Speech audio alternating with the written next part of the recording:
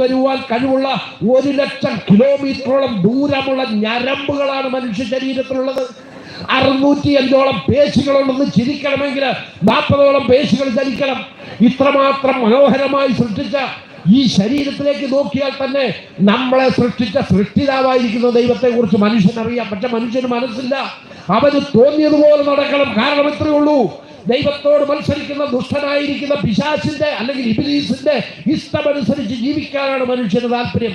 ഏത് പിതാവിനോട് മാതാവിനോട് ചോദിച്ചാൽ അറിയാം, തൻ്റെ കുഞ്ഞുങ്ങള് തന്നെ അനുസരിച്ച് ജീവിക്കണമെന്ന് ഏത് പിതാവും മാതാവും ആഗ്രഹിക്കുന്നുവോ അതുപോലെ എന്നെയും നിങ്ങളെയും സൃഷ്ടിച്ച സർവശക്തനായ ദൈവത്തിന് ഒറ്റ ആഗ്രഹമേ ഉള്ളൂ, തന്നെ അന്വേഷിച്ച് തന്നെ അനുസരിച്ച് തൻ്റെ വഴികളിലൂടെ ഈ മക്കളെല്ലാം നടക്കണം. അതിനുവേണ്ടി ഇതെല്ലാം സൗജന്യം കൊടുത്തിരിക്കുന്നത്, എല്ലാം സൗജന്യമാണ്. 1 രൂപ പോലും ഇന്ന് അവൻ ആവശ്യപ്പെടുന്നില്ല. പക്ഷേ അവൻ കണക്ക് ചോദിക്കുന്ന ഒരു ദിവസമുണ്ട്. അതുകൊണ്ടാണ് ഏത് മനുഷ്യനും ഒരിക്കൽ മരണവും പിന്നെ ഒരു ന്യായവിധിയും. ആണും പെണ്ണുമായി ജീവിച്ചിരിക്കുന്ന സകല മനുഷ്യനും ഇതിന് കണക്ക് കൊടുത്തേ മതിയാവൂ. ഇന്ന് നമ്മൾ സൗജന്യമായിട്ട് ശ്വസിച്ചു വിടുന്ന വായുവിന് പണം കൊടുക്കുന്നില്ല. 12 മണിക്കൂർ ലഭിക്കുന്ന ഇലക്ട്രിസിറ്റിക്ക് ബില്ലടയ്ക്കുന്നില്ല. കുടിക്കുകയും കുളിക്കുകയും മതിക്കുകയും ചെയ്യുന്ന വെള്ളത്തിന് പണമില്ല. നമ്മുടെ ഈ ശരീരത്തിലെ ഓരോ അവയവങ്ങൾക്കും ലക്ഷക്കണക്കിന് രൂപയുടെ വിലയുണ്ട്. ഇതിനാരെങ്കിലും കൊടുത്തിട്ടുണ്ടോ പണം? ഇതെല്ലാം സൗജന്യമായിട്ട് അനുഭവിച്ച് നമ്മുടെ ഇഷ്ടത്തിനനുസരിച്ച് ജീവിക്കാതെ ആകാശത്തെയും ഭൂമിയെയും സൃഷ്ടിച്ച ജീവനുള്ള ദൈവമായ കർത്താവായ യേശുക്രിസ്തുവിനെ രക്ഷിതാവായി സ്വീകരിച്ചുകൊണ്ട് അവനെ അനുസരിച്ച് ജീവിക്കുവാൻ ഈ ദേശത്തുള്ള എൻ്റെ എല്ലാ സഹോദരീ സഹോദരന്മാരെയും ദൈവം അനുഗ്രഹിക്കട്ടെ. നിങ്ങൾ പ്രാർത്ഥിക്കുക. ആകാശത്തിന്റെ കീഴില് ഭൂമിക്ക് മുകളില് രക്ഷിക്കപ്പെടുവാൻ ഒരേ ഒരു നാമം മാത്രമേ തന്നിട്ടുള്ളൂ. ആ നാമമാണ് കർത്താവായ യേശുക്രിസ്തു. കർത്താവായ യേശുക്രിസ്തു, ഞാൻ പറഞ്ഞു, ഒരു ജാതിയുടെ ഒരു മതത്തിന്റെ ദൈവമല്ല, ആണും പെണ്ണുമായി ജനിച്ച വായുവും വെള്ളവും വെളിച്ചവും ഈ ശരീരവും എല്ലാം കൊടുത്ത ഈ മനുഷ്യരുടേതായിരിക്കുന്ന ദൈവമാണ്. അവനെ അനുസരിച്ച് ജീവിക്കുവാൻ, അവനെ ഒന്ന് അന്വേഷിക്കുവാൻ, അവനെ ഒന്ന് കണ്ടെത്തുവാൻ, അവന്റെ മകനായിട്ട് ജീവിക്കുവാൻ ദൈവം ഈ കുടുംബശ്ശേരി പ്രദേശത്തുള്ള സകലരെയും അനുഗ്രഹിക്കട്ടെ നിങ്ങൾ പ്രാർത്ഥിക്കുന്നു.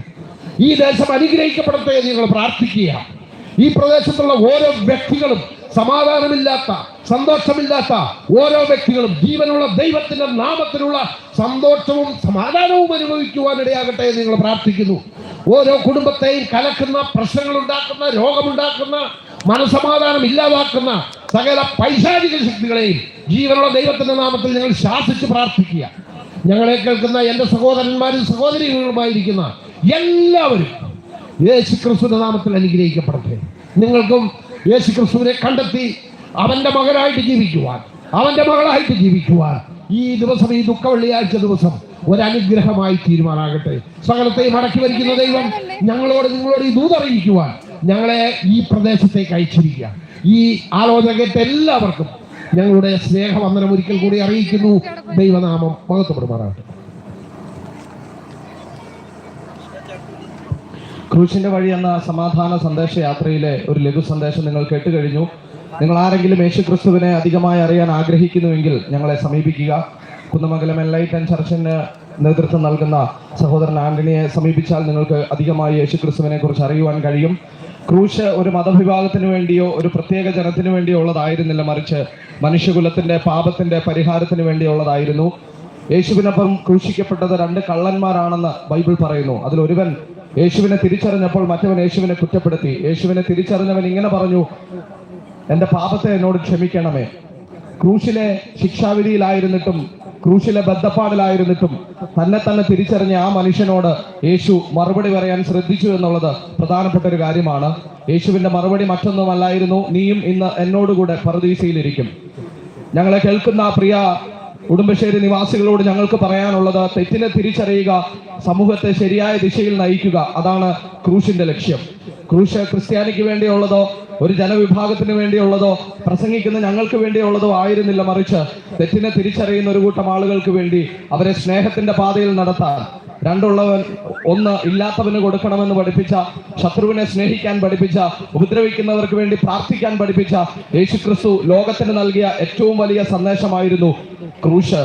ആ ക്രൂശിന്റെ വഴിയെ ഞങ്ങളും സഞ്ചരിക്കുകയാണ്. നിങ്ങളെയും അതിലേക്ക് ക്ഷണിക്കുന്നു. നിങ്ങളുടെ ജീവിതത്തിൽ യേശുക്രിസ്തുവിന് വലിയ മാറ്റങ്ങൾ കൊണ്ടുവരുവാൻ കഴിയും. സന്ദേശം ശ്രവിച്ച, ഞങ്ങളുടെ പാട്ടുകളെ കേട്ട എല്ലാ ഈ ദേശനിവാസികളോടും, ഞങ്ങളുടെ ശബ്ദപരിധിക്കകത്ത് ഞങ്ങളെ ശ്രദ്ധിച്ച എല്ലാ പ്രിയപ്പെട്ടവരോടുമുള്ള ഞങ്ങളുടെ നന്ദി അറിയിക്കുന്നു. ദൈവം നിങ്ങളെ ധാരാളമായി അനുഗ്രഹിക്കട്ടെ.